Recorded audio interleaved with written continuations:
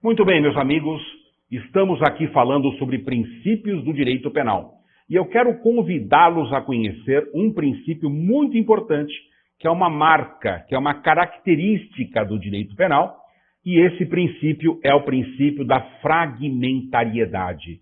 O que nós anotamos a seu respeito? Vamos dar uma olhadinha aqui nos nossos registros e vejam só, nem todas as ilicitudes perpetradas contra o ordenamento jurídico configuram transgressões penais, mas somente aquelas que atingem os valores fundamentais para a manutenção e o progresso do ser humano e da sociedade. Se um bem jurídico deixar de merecer a proteção específica e última do direito penal, não existe obstáculo, óbice, à despenalização da conduta. Estaremos diante da abolitio criminis. Nossa, professor, não entendi nada, me ajuda a entender. Vamos lá. Quando eu digo, meus amigos, que o direito penal ele é fragmentário, eu os convido a fazer um exercício. Imagina que você tem em suas mãos um vaso de porcelana.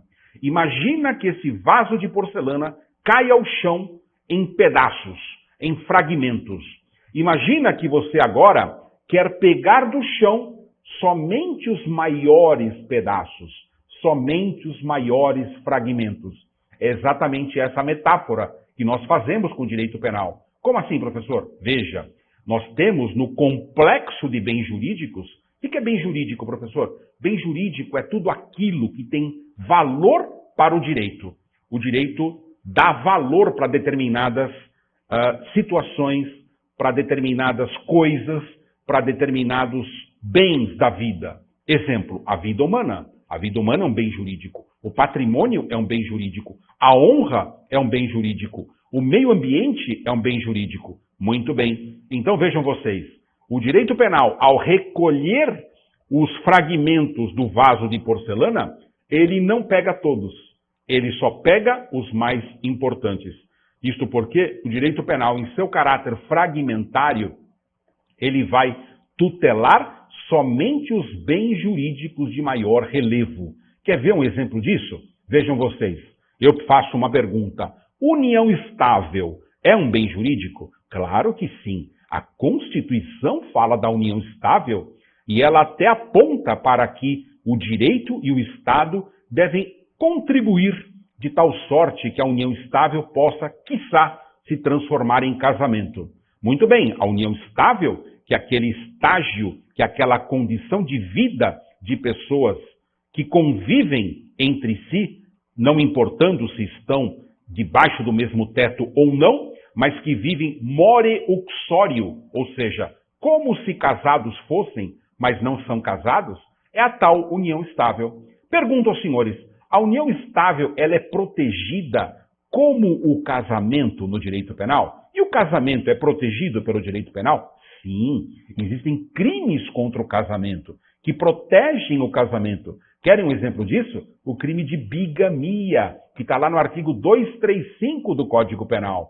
Segundo o crime de bigamia, casar-se já sendo casado ou contrair casamento com pessoa que você sabe que é casada, configura o crime de bigamia. Esse crime de bigamia está aí para que a instituição casamento e o bem jurídico casamento seja protegido. Contudo, eu faço agora uma segunda pergunta. E união estável? É possível haver mais de uma união estável simultânea? Esse é um tema polêmico, mas há muitos julgados que entendem possível haver mais de uma união estável. O sujeito vive como se casado fosse na cidade de São Paulo com uma mulher e vive na cidade do Rio de Janeiro como se casado fosse com outra mulher. Duas uniões estáveis simultâneas. Pergunto, isso configura bigamia? Não, não configura bigamia. Por quê, professor? Porque o direito penal, ele escolheu o casamento para proteger. Ele escolheu esse fragmento, o casamento. Mas ele não escolheu a união estável para lhe dar a mesma proteção, no mesmo nível e na mesma estatura, digamos, valorativa, axiológica. Tá certo, pessoal? Então, quando eu digo que o direito penal é fragmentário, eu estou dizendo com isso que ele escolhe, que ele elege, que ele faz uma opção pelos bens jurídicos de maior importância, pelos bens jurídicos de maior relevo. Perfeito? Muito bem. Vamos agora verificar o que temos no próximo princípio, que é o princípio da subsidiariedade. Segundo ele, o direito penal deve atuar somente, veja pessoal, somente, né, quando os demais ramos do direito não sejam capazes de exercer o controle da ordem pública e de proteger o bem jurídico de possíveis lesões. É o que nós chamamos o direito penal da última ratio. O que quer dizer isso, professor? Me explica melhor. Vamos lá. Isso tem a ver, pessoal. Vocês já estão percebendo que os princípios começam a conversar entre si. Começa a haver um diálogo entre os princípios.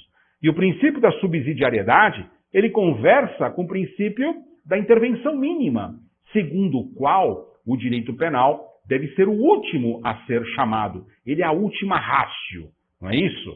É como se nós tivéssemos ali armas para nos defender. Eu posso talvez me defender com um canivete. Se o canivete foi apto, basta o canivete. Mas talvez eu tenha que me defender com uma arma de fogo. E mesmo a arma de fogo tem vários níveis de arma de fogo. Então veja, o direito penal é o último nível de arma de fogo. É o tanque de guerra, de contenção de todos os comportamentos antissociais. É a última ratio, pessoal. Depois do direito penal, não há nenhum outro ramo do direito que tenha maior força, maior coercitividade, maior coatividade. Tanto porque o direito penal é o único que sanciona, que penaliza uma pessoa, potencialmente falando, com a perda ou, ainda que temporariamente, do exercício do direito da liberdade. Então, a liberdade, que é um direito fundamental, o direito de ir e vir, ele pode sofrer uma restrição temporária, ele pode demandar a prisão de uma pessoa que poderá se ver desprovida do exercício temporário do direito de liberdade. A pessoa pode ser presa, pode ser aplicada a ela uma pena de detenção, uma pena de reclusão, uma pena de prisão simples, não importa. Fato é que o direito penal tem este poder. E o direito civil, professor, também não tem lá uma tal de prisão civil? É verdade. Excepcionalmente, a Constituição admite, e a legislação civil também confirma, a possibilidade da prisão civil daquele que permanece inadimplente perante o dever de alimentar. Mas esta prisão civil não é uma penalidade, não é uma sanção penal. Ela é uma medida constritiva, ela é uma medida estimuladora para que aquela pessoa pague aquilo que deve. Então, não se confunde a sanção penal, a penalidade própria do direito criminal com as sanções, com as penas ou com consequências próprias de outros ramos do direito. Tá certo? Vamos falar agora de mais um princípio, e nesse tocante eu tenho aqui a falar para vocês de um princípio fundamental, importantíssimo. Vamos fazer a leitura do que nós anotamos, na sequência a gente faz os comentários. O princípio da insignificância. O direito penal não deve se preocupar com condutas em que o resultado não é suficientemente grave. Guardem esta informação. Sua aplicação demanda análise do caso concreto. O caso concreto vai ser o norte para a aplicação do princípio da insignificância. E o Supremo Tribunal Federal considera crimes incompatíveis com o princípio da insignificância os delitos cometidos com violência ou grave ameaça à pessoa e também os de tráfico de drogas. Professor, me dá uma luz, me esclarece, me ajuda a entender melhor o princípio da insignificância. Meus amigos, o princípio da insignificância, ele foi cunhado, ele foi redigido, ele foi concebido no direito penal italiano, quando ali na Itália os penalistas desenvolveram a teoria do crime de bagatela. Segundo os princípios da insignificância, um crime não deve ser como tal considerado se a conduta praticada ela possui um mínimo desvalor, tanto o desvalor da conduta quanto o desvalor do resultado. Me dá um exemplo, professor? Veja, Uma pessoa subtrai um veículo. Isto não pode ser tido como insignificante. É um crime e, como tal, deve ser punido. Uma pessoa subtrai uma carteira recheada de dinheiro.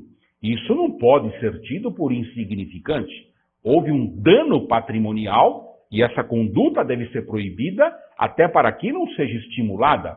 É a chamada prevenção especial, que pune o sujeito do crime, e também a prevenção geral, que aponta para a sociedade não cometa esse comportamento sob pena de ser penalizado.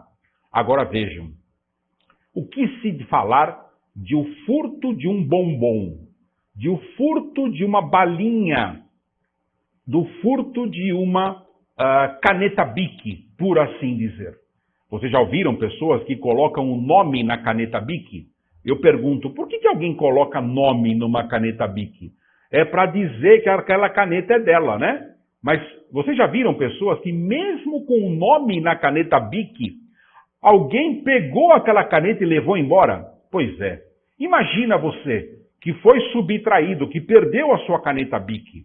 Será que você teria coragem, mesmo sabendo que alguém lá do seu trabalho, seu colega, alguém que você não gosta, ele pegou sua caneta Bic e levou embora?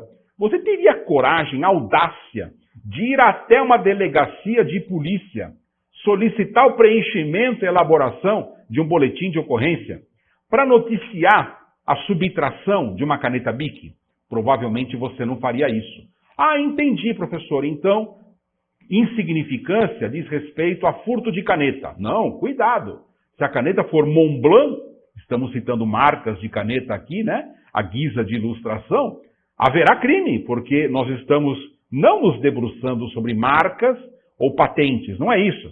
Nós estamos discutindo o valor econômico num crime patrimonial. Então, naturalmente, que para o direito penal, um furto de um shampoo, o furto de um sabonete, o furto de uma caneta Bic, é importante que se diga, não Montblanc, não deve ser reputado como crime. Isso é insignificante. Para alguns estudiosos, essa é uma causa de exclusão da tipicidade. Para outros estudiosos, seria uma causa de exclusão de antijuridicidade, mas por qualquer caminho que você queira percorrer, não há crime quando o dano patrimonial, num crime dessa natureza, que não é praticado com violência, que não é praticado com grave ameaça, acaba circunscrevendo o seu grau de prejuízo, a sua esfera de alcance, tão somente ao aspecto patrimonial ínfimo.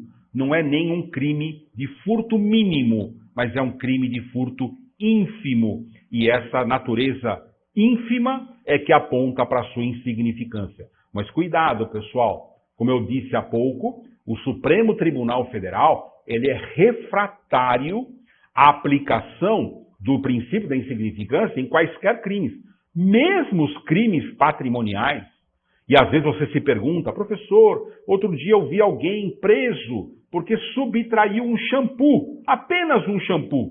Pois é, meus amigos, mas essa pessoa, ela pode ser reincidente, ela pode ter maus antecedentes, e existe uma jurisprudência que entende que se uma pessoa é recorrente, é resistente, volta a praticar de forma iterativa, reiterada, repetidamente, delitos patrimoniais, ainda que de valor ínfimo, essa pessoa não aprendeu, não está pronta para conviver com a sociedade, a pena para essa pessoa não exerceu o caráter pedagógico e, no entanto, ela deve ser punida. Da mesma forma, mesmo uma pessoa que fuma um cigarro de maconha, um pequeno cigarro de maconha, para a lei de drogas, se essa pessoa vende esse cigarro de maconha, por exemplo, ela pratica tráfico de drogas. E a jurisprudência do Supremo Tribunal Federal não aceita a tese do princípio da insignificância, por exemplo, no tráfico de drogas, alegando-se quantidade ínfima, quantidade pequena, quantidade diminuta da substância entorpecente.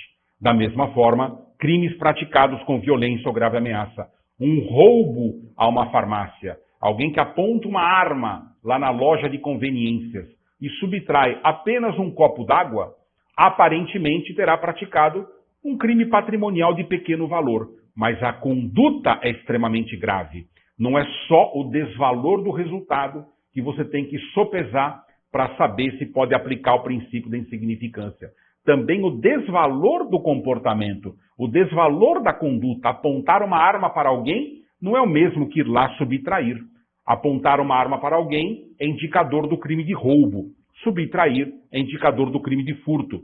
Crimes com penas diametralmente distintas, diametralmente diferentes. É isso, meus amigos, o que temos para hoje. Vamos seguir falando sobre princípios do direito penal. Te encontro no próximo bloco.